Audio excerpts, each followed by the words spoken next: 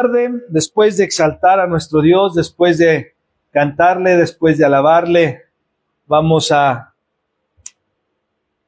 entrar a la palabra de Dios. Y como ustedes saben, el día de hoy, ¿verdad?, comienza lo que todos conocemos como la Semana Mayor, la Semana Santa. Todos hoy hay muchas tradiciones donde se reúne, ¿verdad?, la gente. Usted la puede ver allá afuera con sus palmas, y porque es conocido como el Domingo de Ramos, ¿verdad?, este tiempo, este día. Y damos gracias a Dios porque nos permite estar aquí y sin duda alguna entender y saber que esta no es una semana cualquiera. Es el recorrido que nos lleva desde la entrada triunfal de Cristo a Jerusalén hasta la cruz y la tumba vacía. Y eso es lo que acontece a partir de hoy y toda la semana, ¿verdad? Todo este suceso por el cual nuestro Señor Jesucristo pasó, por lo cual nuestro Señor Jesucristo vivió y lo cual nos llevó a que hoy nosotros pudiéramos tener vida eterna. El Domingo de Ramos o el domingo o la entrada triunfal de este día es el día en que las multitudes, hermano, en aquel entonces reciben a Jesús como Rey, pero también es el día en que nos recuerda que esas mismas personas y multitudes, ¿verdad?, después lo traicionarían, después estarían en contra de Él. Es el inicio, hermano, de un drama divino que revela tanto la gloria de Dios como la fragilidad del ser humano. Esto es el inicio de algo que revela, ¿verdad?, ese drama divino, pero también nos revela la fragilidad del ser humano. Y en este día, hermanos, a través de este sermón, de esta enseñanza, vamos a ver tres realidades que se entrelazan en este acontecimiento. Y lo primero es que vemos al Rey humilde que entra en mansedumbre y fidelidad. Lo segundo que vamos a ver es lo voluble del corazón humano que pasa de clamar, ¿verdad?, de proclamar hosana al rechazo total de nuestro Señor. Y lo último es la fidelidad de Cristo que permanece firme hasta la cruz. Así que vamos a orar en esta tarde y poner ese tiempo en las manos de Dios una vez más. Padre, te damos gracias en esta tarde, te damos gracias porque nos das la oportunidad de estar aquí para celebrar, Señor, esto que conocemos como el Domingo de Ramos o la entrada triunfal de Jesús, ¿verdad?, en aquel tiempo. Y te damos gracias porque cada vez que llegan estas fechas nos permites recordar, nos permites enfatizar en la obra para que no se olvide, ¿verdad?, y poder pasar esto a las siguientes generaciones. No lo hacemos como una tradición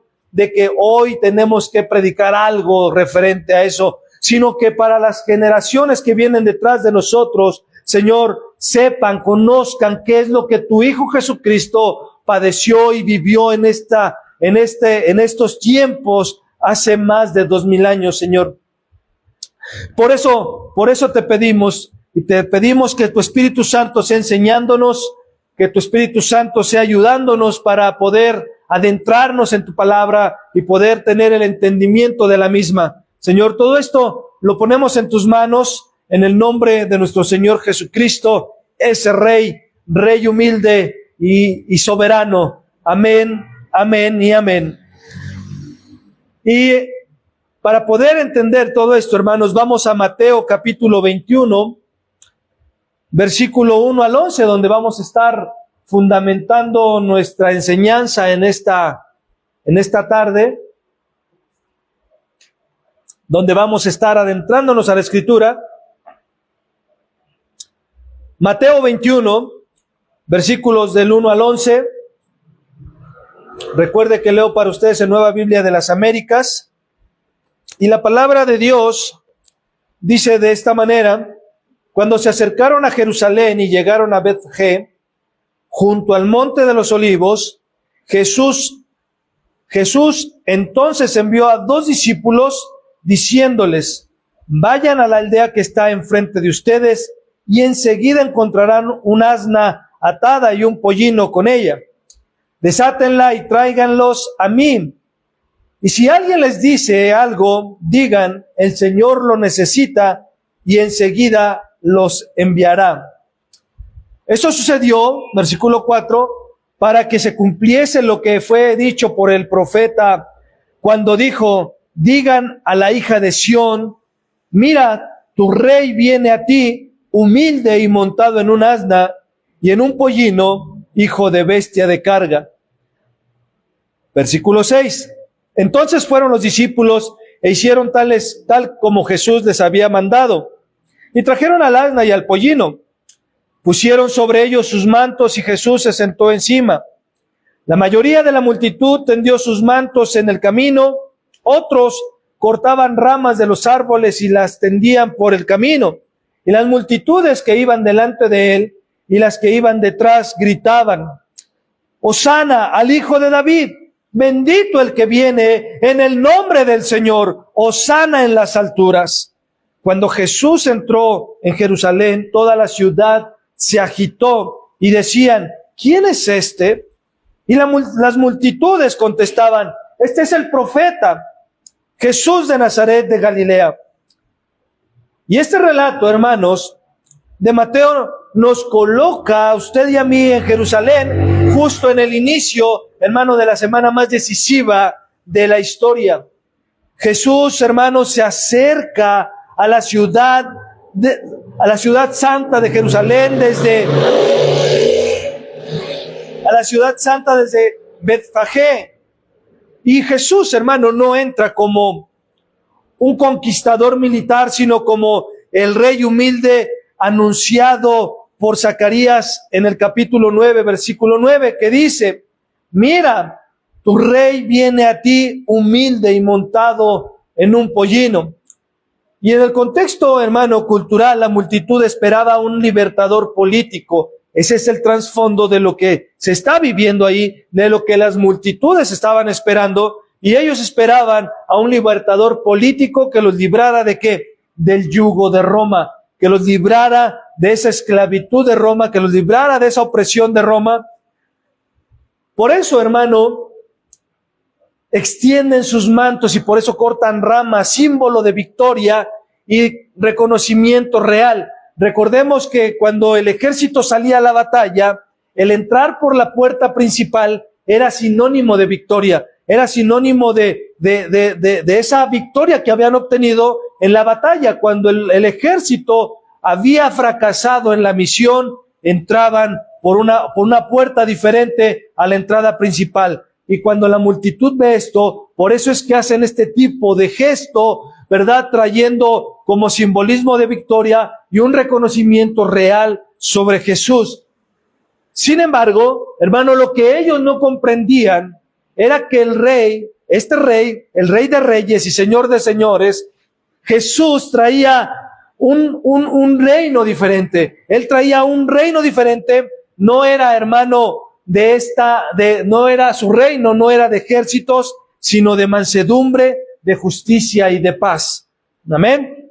Entonces, recordemos que Jerusalén, hermano, estaba llena de peregrinos por la Pascua. En esta fecha, hermano, subían a adorar a Dios. Subían, Jerusalén se encuentra en un monte alto, y entonces la gente subía, ¿verdad?, por la Pascua. La ciudad, por ende, hermano, se agitaba con expectativa, y cualquier gesto público, hermano, tenía un impacto enorme. Cualquier situación, cualquier cosa que pudiera suceder, tenía un impacto enorme ahí en el público. Entonces, la entrada, hermano, de Jesús no fue un acto aislado. Esta entrada, ¿verdad?, triunfal de Jesús no fue un acto aislado, sino un acontecimiento que desató preguntas. ¿Quién es este? Ahí en el versículo 10 nos menciona. ¿Quién es este?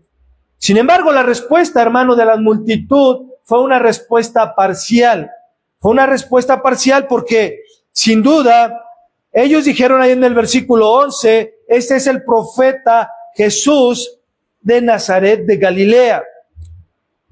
Y lo que hacen con esto, hermano, al mencionarlo, es reconocer la autoridad de Jesús, pero aún no comprendían plenamente su identidad como el Mesías. Recuerde que ellos, al entrar, al momento de que Jesús, hermano, entra de esta manera por la puerta principal, símbolo de victoria, un símbolo de esa victoria, hermano, ellos no lo estaban reconociendo como un Mesías, lo estaban reconociendo como alguien que podía derrotar o derrocar al imperio romano bajo el yugo de opresión de ellos. Entonces ellos al momento de decir, este es el profeta de Jesús, este es el profeta Jesús, de Nazaret de Galilea, solamente reconocían en un plano esa autoridad, en un plano político, pero no en un plano mesiánico. Es decir, ellos no veían como el cumplimiento de la venida del Mesías en sus vidas. Amén. Entonces, este contraste, hermano, nos prepara para el corazón de este sermón. La tensión que se vivía ahí entre la aclamación inicial y el rechazo posterior que esta misma multitud, hermano, tuvo en ese momento. Ya que el mismo pueblo, recuerde que gritaba Hosana al Hijo de David, gozosos, con enjundia, con esperanza, ¿verdad? Y decía, bendito el que viene en el nombre del Señor, Hosana en las alturas. Pronto gritaría, crucifíquenle, crucifíquenle. Y esto, amada iglesia, este contraste nos muestra una cosa. Nos muestra lo que la religión hace en la vida de la persona. Esta parte que vemos aquí en el relato nos da un foco de lo que la religión hace en la vida de la persona. La religión, hermano, hermana, esa religión externa puede producir entusiasmo, un entusiasmo momentáneo que puede decir Hosana al Hijo de David, pero sin el nuevo nacimiento y sin la obra del Espíritu Santo, ese mismo corazón se vuelve en contra de Cristo y puede gritar, crucifíquenle. ¿Cuál es la razón? La razón es que la religión externa puede emocionar, puede hacernos sentir cercanos a Cristo, pero sin haber nacido de nuevo. Por eso cuando usted va por la calle y si usted hoy le pregunta a todos aquellos que están con sus palmas y sus ramos allá afuera, ¿qué tan cerca te sientes de Cristo hoy, en este día? Pues le van a decir que mucho, ¿verdad? ¿Por qué? Porque a lo mejor dicen, no, es que la verdad es que yo durante el año o estos tiempos me he portado muy mal y este es un tiempo de reflexionar y poder entrar en eso, porque la religión produce eso.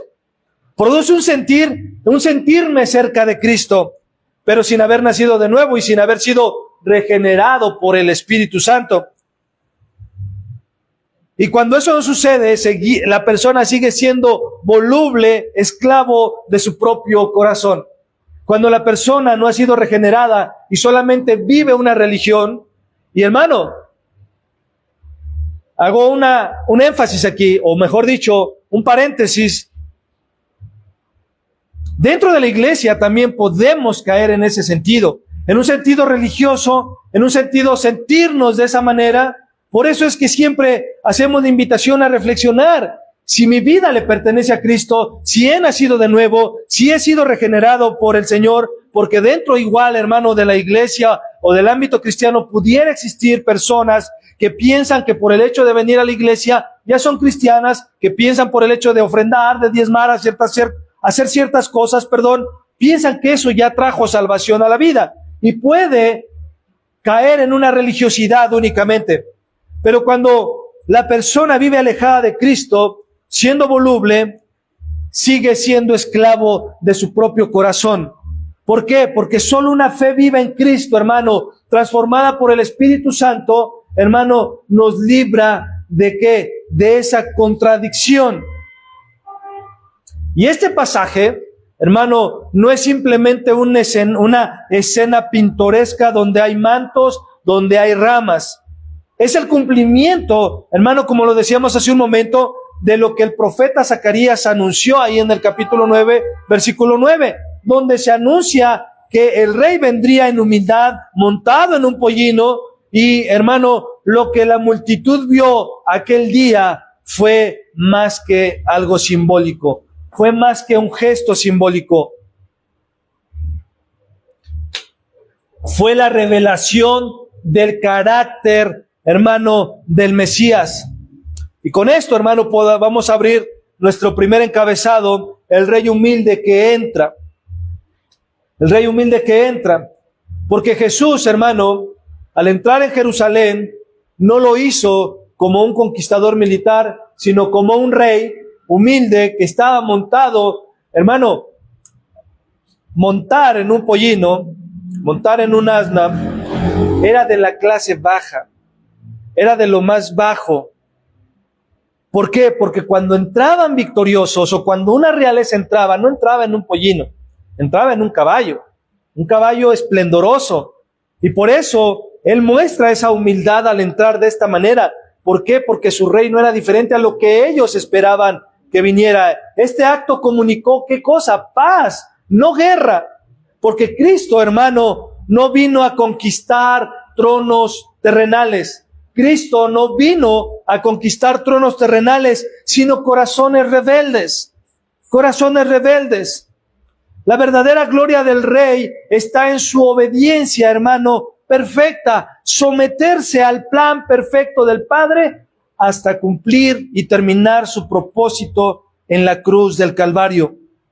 Y el clamor de Hosana, hermano, cuando ellos gritaron Hosana, lo que esto significa es sálvanos ahora. Hosana, ese es el significado. Sálvanos ahora. Era un grito, hermano, de esperanza. Cuando decían Hosana, Hosana, el hijo de David, sálvanos ahora. Hay esperanza, tenemos una esperanza en él. Pero también este clamor estaba cargado de una expectativa humana. De una expectativa humana, ¿por qué?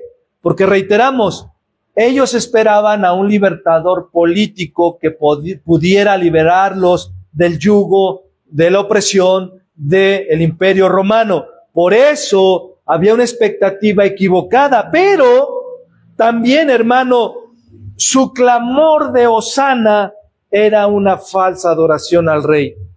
Era una falsa adoración al rey, ¿por qué? Porque lo aclamaban por el beneficio que ellos pensaban que iban a obtener. Aclamaban, sálvanos ahora.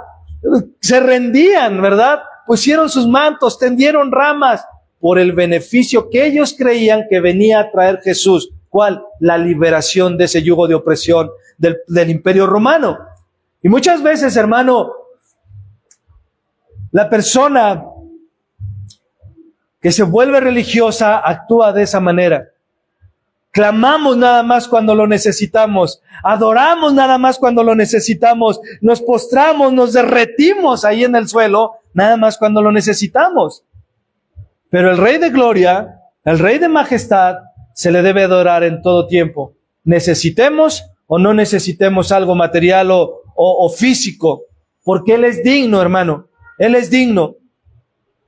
Entonces, ese clamor era de esa manera, querían liberación inmediata, mientras que Cristo ofrecía, hermano, una salvación más profunda, la liberación ¿de qué? De sus pecados y de su reconciliación con Dios. Él vino a reconciliar al mundo para con Dios, dice la Escritura. Entonces imagínate esta imagen, entre la calle, polvo, mantos extendidos, hermano, como símbolo, como alfombras improvisadas, ¿verdad? Ramas colocadas ahí en señal de victoria. Pero todo eso parecía un triunfo, hermano, pero es un triunfo distinto. Sin embargo, sí fue un triunfo, pero uno muy distinto a lo que la gente esperaba. El triunfo de la mansedumbre, hermano. Jesús, hermano, no entra buscando aplausos, sino cumpliendo la misión que lo llevaría a la cruz. Él no entra buscando la aprobación de las personas. Esa acción que él tuvo de entrar de esta manera a Jerusalén no fue para que la gente lo reconociera, porque al final no lo reconoció. no fue para que la gente lo aclamara. ¿Fue para qué, hermano? Para cumplir la misión por el cual Él venía. Y eso era morir en la cruz del Calvario por nuestros pecados, pero resucitar al tercer día para poder tener vida eterna en Él. Y eso, hermano, nos debe de llevar a reflexionar en lo siguiente. ¿Buscamos un Cristo que cumpla nuestros planes o al Mesías que transforma nuestro corazón? ¿Cómo es que nos acercamos a Él? ¿Cómo es que usted y yo nos acercamos a Dios? Nos acercamos a ese Cristo. Nos acercamos buscando para que Él cumpla mis proyectos, para que Él cumpla mis propósitos, para que Él me provea para irme de viaje, para que Él me dé sanidad, para que yo no padezca ninguna enfermedad. O buscamos a ese Mesías que transforma nuestros corazones y nos hace a su imagen y a su semejanza. ¿Cómo es que tú y yo nos acercamos a ese Cristo? La humildad, hermano, de Jesús es la puerta de entrada a la verdadera salvación. La humildad de Jesús es la puerta de entrada a la verdadera salvación. Y así comienza la semana, hermano, la semana mayor, con un rey humilde que entra en Jerusalén. Sin embargo, hermano, la historia no se detiene ahí. El mismo pueblo que gritaba Hosana y que muy pronto gritaría crucifíquenlo. Ese contraste, hermano, nos revela algo profundo dentro de esta historia, de esta narrativa, de este acontecimiento, lo voluble que puede ser el corazón humano. Y ese es el segundo encabezado el día de hoy. Lo voluble del corazón humano que traiciona. Y vamos a Mateo capítulo 27, versículos 22 y 23. Mateo 27, versículos 22 y 23. Leo para ustedes.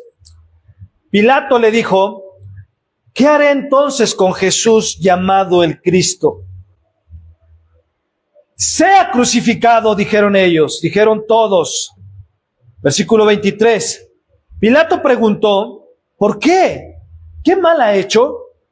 Pero ellos gritaban aún más: sea crucificado, o crucifíquenlo en otras versiones. Y el mismo pueblo que gritaba Hosana, pronto gritó: crucifíquenlo, hermano. Y recalco esta parte porque debemos ver cómo es el corazón de frágil, de voluble, ¿verdad? Y vulnerable muchas veces a la influencia externa en la cual nos rodea la sociedad.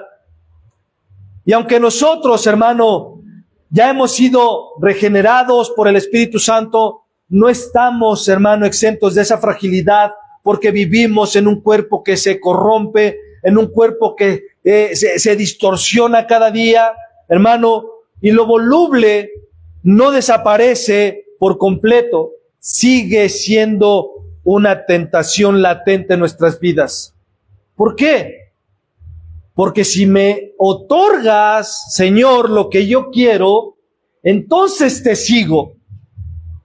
Y entonces después nos volvemos volubles, como no me lo otorgaste y yo te dije, porque hasta eso la gente es irreverente con Él, y yo te dije que lo hicieras, y yo te dije que me sanaras, y yo te dije que sucediera de esta manera, pero como no sucedió así, entonces ya no te sigo. Como si Jesús, hermano, necesitara de usted y de mí. Él no necesita de nosotros. Por eso es que es frágil el ser humano, el corazón. Más engañoso es el corazón que cualquier otra cosa. Dice la Escritura: ¿quién lo conocerá? ¿Quién conocerá qué tan perverso es? Así es el corazón. Por eso es que usted y yo tenemos que estar cimentados, arraigados, instruidos en la palabra de Dios para no actuar de esa manera y no dejarnos influenciar por lo de afuera. ¿Por qué, hermano?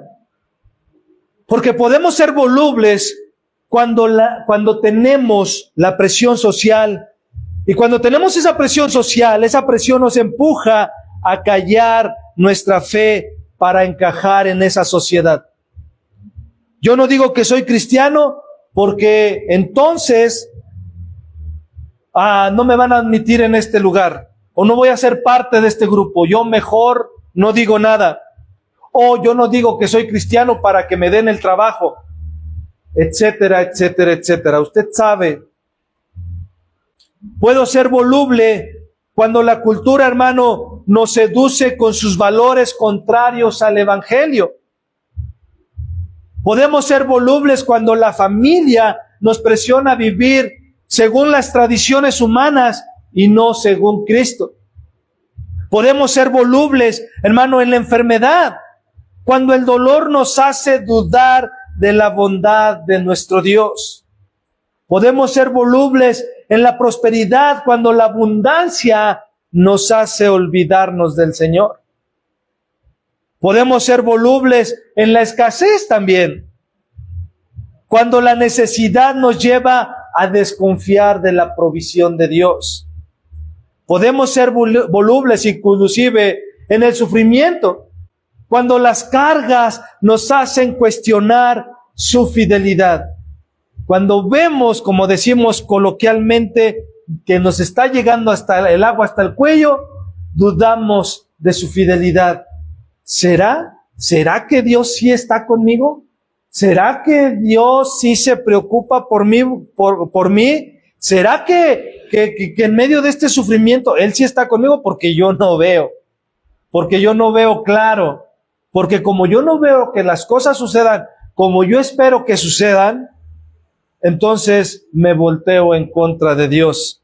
Como la multitud vio que este no era el político que los iba a libertar de la esclavitud o de la opresión de Roma, dijo, no, ¿para qué lo queremos? Crucifíquenlo, porque no está cumpliendo mis expectativas. Y hermano, Cristo no vino a cumplir tus expectativas. Tú y yo debemos de cumplir las expectativas de Cristo, no Él las nuestras. Por eso, hermano, es esa distorsión dentro de la iglesia. Vamos buscando una iglesia que predique sana, que sea ordenada, pero que cumpla mis expectativas. Y cuando esa iglesia que es sanamente ordenada, que predique el evangelio de manera fiel, como no cumple mis expectativas, entonces me retiro. No va a haber nadie que pueda cumplir tus expectativas, porque tú y yo no somos llamados a cumplir las expectativas de las personas. Somos llamados a cumplir las expectativas de Cristo. Y esa es vivir una vida que agrade y que glorifique su nombre. Eso es. La realidad es que nuestras convicciones, hermano, pueden ser movidas fácilmente si no están firmes y arraigadas en Cristo. Y aquí está, hermano, lo interesante de este punto. Aquí está lo interesante. Aunque la multitud cambió, hermano, Cristo no cambió. Aunque la multitud cambió de parecer, de darle gloria, de tirar sus mantos, poner ramas, Cristo no cambió. Aunque los gritos se transformaron en rechazo, hermano, su misión siguió firme hasta el final. Esa fidelidad, hermano, esa fidelidad de Jesús, esa fidelidad de Cristo es la que nos sostiene cuando nuestra fragilidad nos hace temblar. Hermano, por eso es que podemos descansar en eso.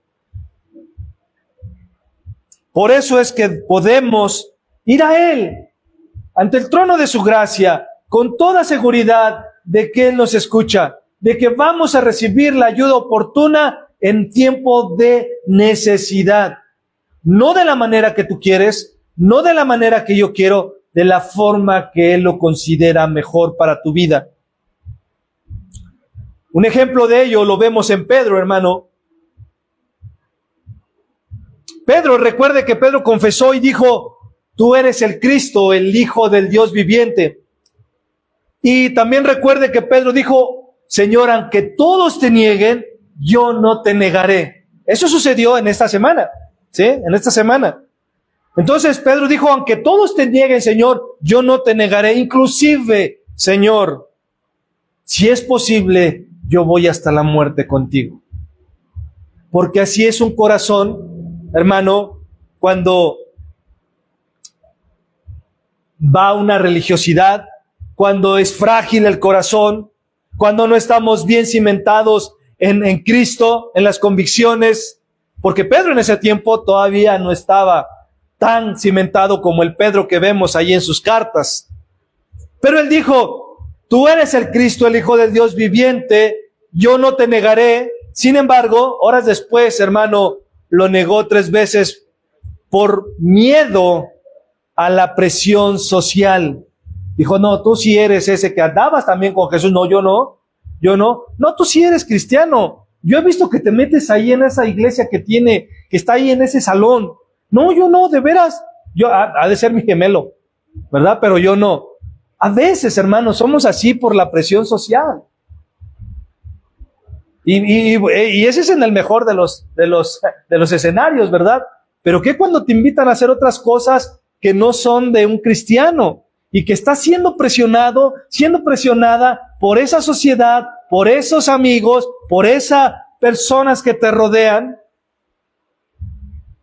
Eso, hermano, nos recuerda que incluso los que hemos sido regenerados podemos ser volubles si no permanecemos firmes en Cristo. La diferencia está en que Cristo, hermano, no cambió. Aunque Pedro lo negó, aunque Pedro sí lo negó, Jesús, hermano, lo restauró. Jesús lo restauró, y esa es una esperanza para nuestras vidas. Aunque muchas veces con nuestras acciones o de plano abiertamente lo negamos por temor a algo o a alguien, ¿verdad? Dios sigue siendo fiel en tu vida y te restaura. Dios sigue siendo fiel en tu vida y te restaura. Pensemos en algo cotidiano. Un hermano que en la iglesia, ¿verdad?, canta con gozo y proclama Hosana, pero en el trabajo guarda silencio cuando sus compañeros se burlan de su fe. O una hermana que confía en el Señor en la escasez, pero cuando llega la provisión, cuando llega la prosperidad, su corazón, hermano, se distrae en la comodidad y deja de buscar con ese fervor, con esa misma pasión al Señor. Con esa misma pasión al Señor. La presión social, hermano, la presión cultural, la presión familiar, la enfermedad, la prosperidad o inclusive el sufrimiento o la escasez, hermano, pueden mover nuestra convicción si no están firmes, arraigados en Cristo. Si esas convicciones no están ahí, podemos ser movidos fácilmente.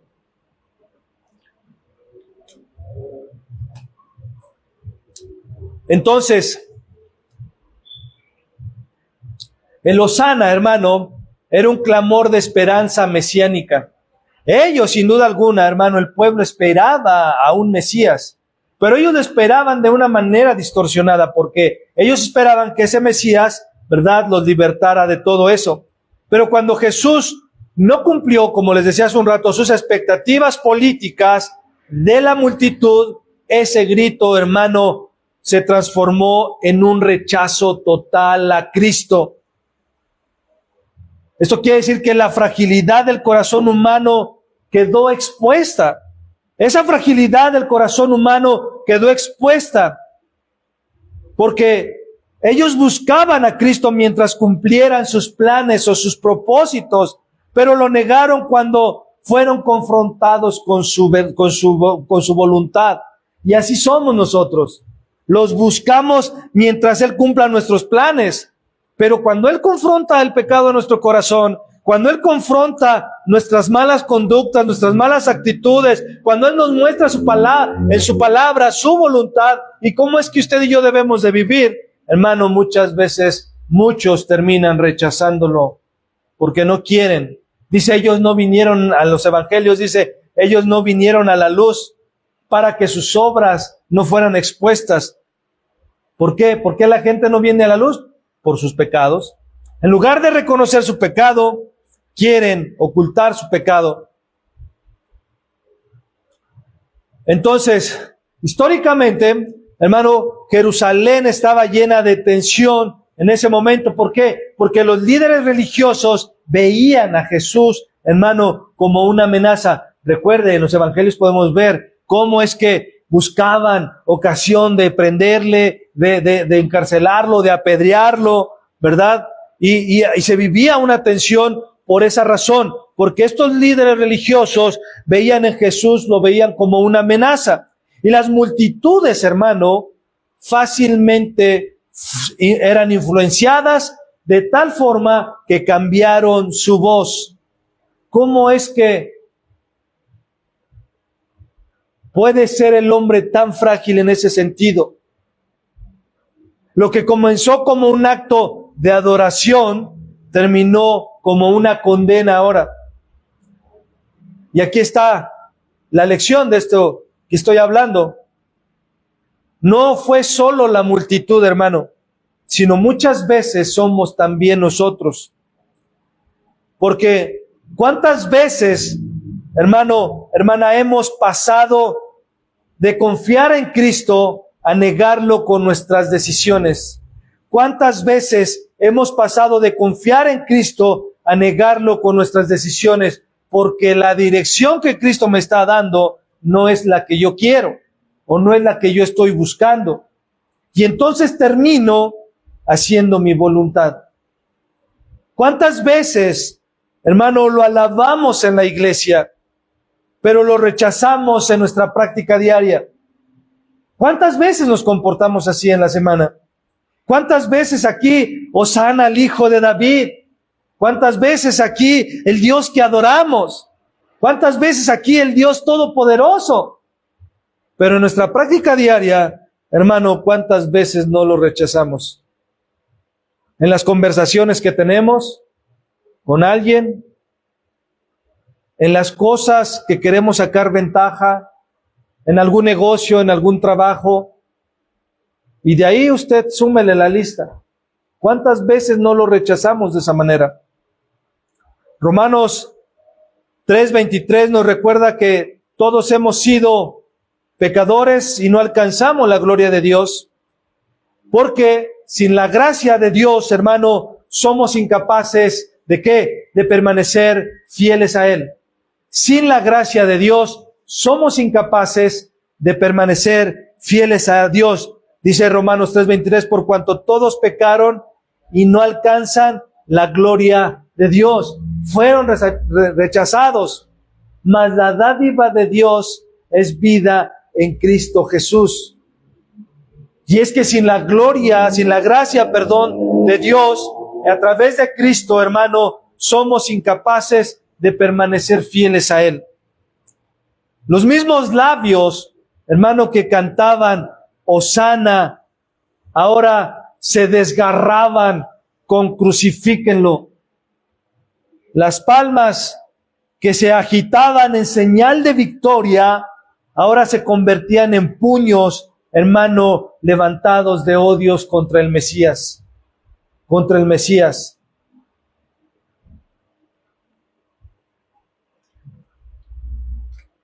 Pero aunque la multitud, hermano, cambió, Cristo no cambió. Aunque los gritos se transformaron en rechazo, su misión siguió firme. Y aquí, hermano, encontramos la esperanza de esto. La fidelidad de Cristo que permanece, y ese es nuestro último encabezado en esta tarde. La cruz, hermano, revela algo. Y lo que revela la cruz es la fidelidad de Dios, es la superioridad, mejor dicho, de esa fidelidad por encima de nuestra inconsistencia, hermano, de nuestra inconstancia, de nuestra vida, hermano, frágil. La cruz revela esa fidelidad de Dios en medio de nuestra fragilidad. Entre los gritos de crucifíquenle, Cristo sigue caminando, hermano, hacia el Calvario. Recordemos algo interesante. Y es que vemos que cuando Jesús ora en el Getsemaní, recuerde que ahí tuvo una oración y dijo, Padre, si es posible, pasa esta copa, si no, bueno, que sea tu voluntad. Pero Lo interesante de todo esto, hermano, es que jamás lo volvió a repetir después de que lo llevaban al Gólgota. Jamás dijo. Fue hasta cuando estuvo crucificado que dijo, perdónalos, porque no saben lo que hacen. Perdónalos. Pero en ese ínter del Getsemaní al Gólgota, jamás Jesús volvió a decir, Señor, de veras, te lo suplico, si puedes, pasa esto de mí. Jamás, hermano. Y eso es interesante, porque vemos la fidelidad de Cristo en el cumplimiento de la voluntad del Padre, lo cual debemos de hacer tú y yo a pesar de cómo nos esté yendo, a pesar de las carencias, a pesar de las aflicciones, a pesar de las cuestiones físicas. Debemos seguir adelante en el plan y el propósito de Dios en nuestras vidas.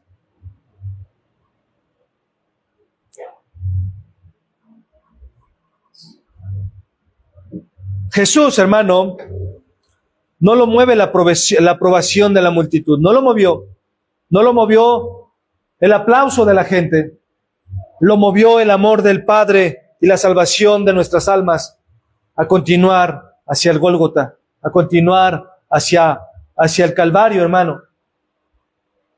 Los puritanos enseñaban que la perseverancia de Jesús hasta la cruz es la garantía de nuestra salvación. La perseverancia de Jesús hasta la cruz es la garantía de nuestra salvación. ¿Por qué? Porque Él no retrocedió, hermano. Hermana, no retrocedió, no se rindió, no cambió su rumbo.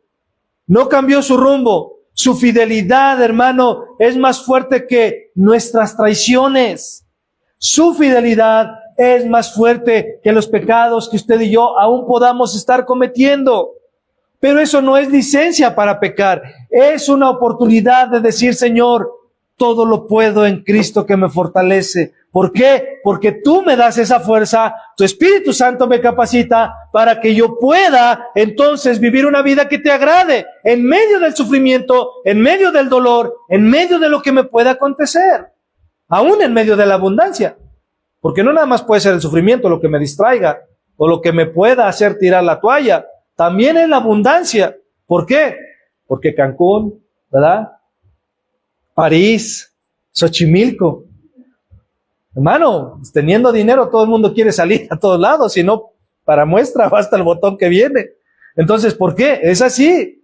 O sea, la importancia de que llegue la Semana Santa no es para reflexionar, hermano, en qué es lo que Jesús hizo en la cruz del Calvario. Son vacaciones, gloria al Señor. No es para otra cosa. Hermano, haga la encuesta. Cuando debiera ser lo contrario, hermano. Entender que Él no retrocedió. Hermano, entender que Él no se rindió. Él no se rindió, Él no cambió su rumbo, hermano. Su fidelidad es más fuerte que nuestras traiciones. Y eso es glorioso en la vida del cristiano, hermano. Eso es glorioso en la vida del creyente. Porque tenemos esperanza en Él. Tenemos certeza de salvación. Tenemos certeza de restauración. Amén. Y esa fidelidad es nuestra esperanza. Esa fidelidad es nuestra esperanza. Porque aunque nosotros fallamos, hermano, Él nunca te va a fallar. Él nunca te va a fallar. Él nunca te va a fallar. Y esto nos recuerda que nuestra seguridad, hermano, no depende de nuestra constancia, sino de su gracia. Nuestra seguridad no depende de nuestra constancia. ¿Qué quiere decir? ¿Que entonces debo de dejar ser perseverante y constante en mi vida espiritual? No. Pero sin embargo debemos de entender y descansar en su gracia soberana. Porque la fidelidad de Cristo, hermano, es la roca firme sobre la cual podemos descansar. La fidelidad de Cristo es la roca firme por la cual podemos usted y yo descansar. Amén. Spurgeon lo expresó de esta manera. La constancia de Cristo es la corona de nuestra fe. Él permanece cuando todos se apartan. Se lo repito, lo que decía Spurgeon. La constancia de Cristo es la corona de nuestra fe. Él permanece cuando todos se apartan. Cuando todos se apartan de tu alrededor en tiempo de necesidad, Él permanece ahí contigo. Él permanece ahí contigo y debemos caminar hacia esa madurez, hermano. Porque a veces menospreciamos a la iglesia porque no estuvo conmigo en tiempos de dificultad. No porque sea una excusa, pero hermano, nuestra mirada no está en las personas. Sin embargo, es una realidad que es una muestra de amor cuando estás al lado de alguien. Pero hermano, Jesús permanece cuando todos se apartan. En otras palabras, cuando todos desaparecen, hermano, y no hay de dónde eches mano. Él está ahí. La restauración de Pedro, hermano, aunque lo negó 3 veces, Cristo lo buscó, lo levantó y lo comisionó. Jesús no dijo, Pedro, porque me negaste, pues ni modo, te la perdiste. Jesús fue por Pedro, lo levantó, hermano, y lo comisionó, al grado que a Pedro le dijo, apacienta mis ovejas, cuida de mi rebaño, te lo encargo, tú eres, ¿verdad? Aunque el católico dice que está fundada la Iglesia Católica sobre Pedro, es una falacia y una interpretación incorrecta de la Escritura, porque cuando Jesús dijo, sobre esta roca edificaré mi iglesia, no hablaba de Pedro, porque Pedro significa roca, pero no hablaba de él, hablaba de Cristo mismo, porque en Cristo está fundada la iglesia que Él mismo constituyó, que Él mismo edificó, que Él mismo murió por ella en la cruz del Calvario. Sobre Cristo es el fundamento de nuestra salvación, de nuestra fe, no de una religión, no de una persona, es Cristo. Por eso es que la iglesia cristiana camina bajo el fundamento de los apóstoles. ¿Cuál es el fundamento de los apóstoles? El Evangelio de Cristo, lo que hoy tenemos con los 66 libros en la Biblia. La fidelidad de Cristo, hermano, hermana, no solo soportó nuestra fragilidad, sino que nos restaura y nos devuelve el propósito en nuestras vidas. ¿Por qué? Porque cuando tú y yo fallamos, estamos cerrando el objetivo.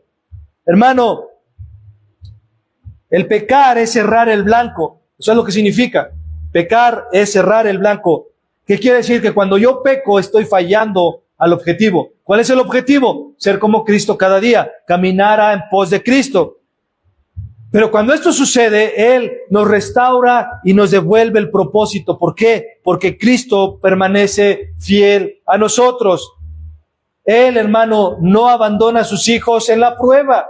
No abandona a sus hijos en la prueba. Su fidelidad, hermano, es la roca firme sobre la cual usted y yo descansamos, aún, hermano, cuando nuestras emociones y convicciones se tambalean.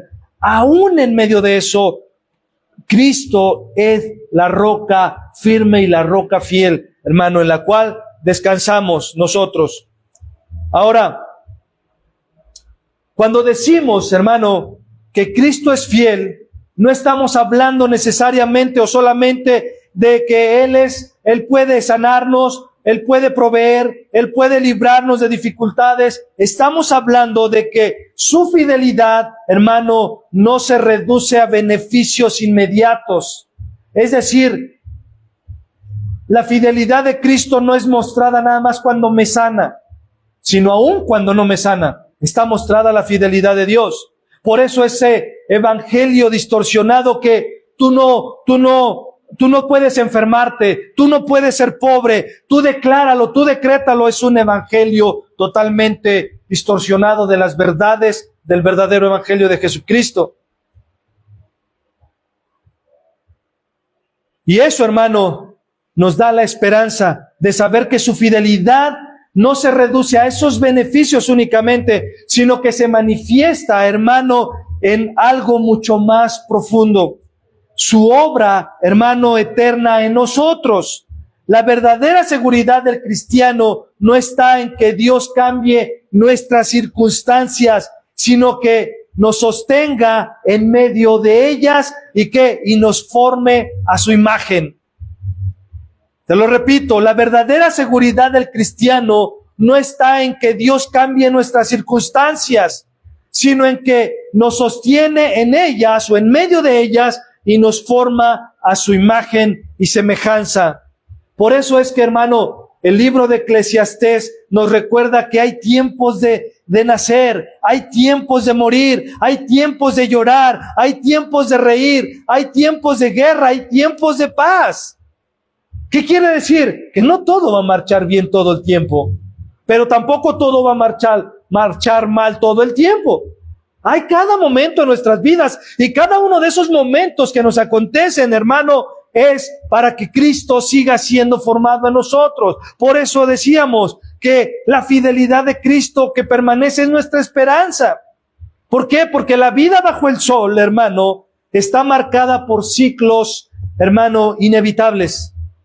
¿Por qué? Porque vivimos en un cuerpo y en un mundo corrompido. Pero en todos ellos, hermano, la fidelidad de Dios permanece en tu vida, permanece en cada situación. El contentamiento cristiano, hermano, no depende de la estación en la cual estemos atravesando. Tiempos de sufrimiento, tiempos de nacer, tiempos de reír, tiempos de morir, tiempos de llorar, tiempos de guerra, tiempos de paz. No depende de esa estación, sino de la certeza, hermano, de que Cristo es Señor sobre todas estas cosas, sobre todas esas situaciones. Y esa, hermano, y en esa fidelidad es que somos formados en Cristo. ¿Para qué? Para que nosotros menguemos y Él siga creciendo en nuestras vidas y poder caminar hacia esa madurez, que Cristo espera que nosotros tengamos, hermano. Entonces, la pregunta final sería,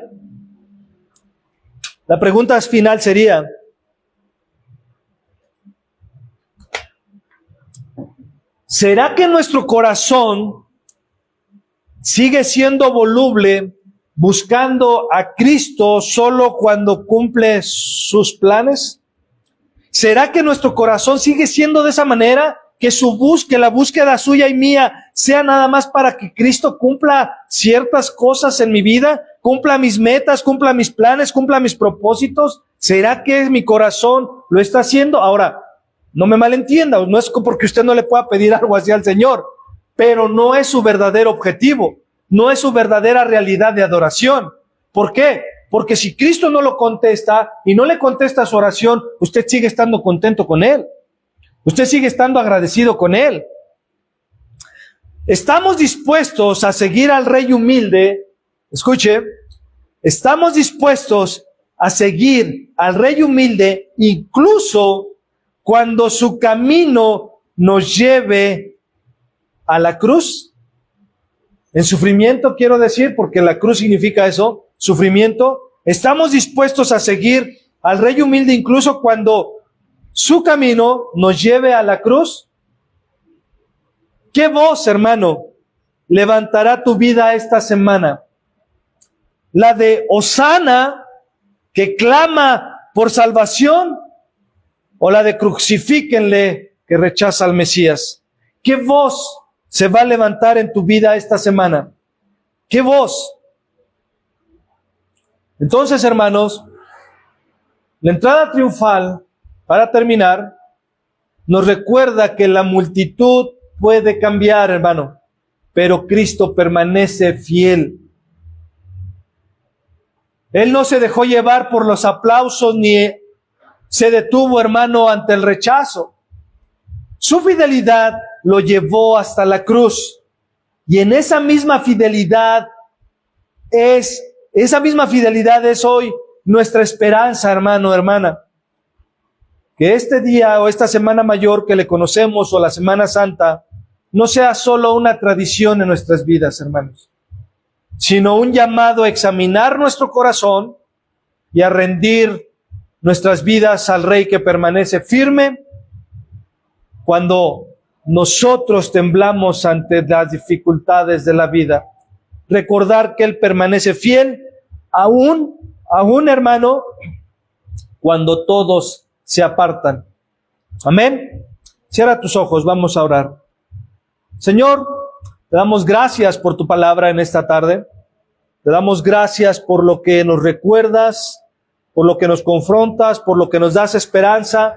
Gracias, Señor, porque Sabemos que tú eres un Rey humilde y fiel y reconocemos nuestra fragilidad y volubilidad, Señor, en nuestras vidas. Y por ello, Señor, te pedimos perdón. Te pedimos perdón por aquellas veces que hemos pasado de Hosana, crucifíquenle, y hemos pasado de una a otra forma cuando nuestras actitudes niegan que somos hijos tuyos. Gracias porque tú permaneces fiel, aun cuando nosotros fallamos, Señor. Y en esta Semana Santa, Señor, ayúdanos y aviva nuestros corazones, Señor. Arraiga nuestra fe en tu gracia y haznos vivir, Señor, para tu gloria.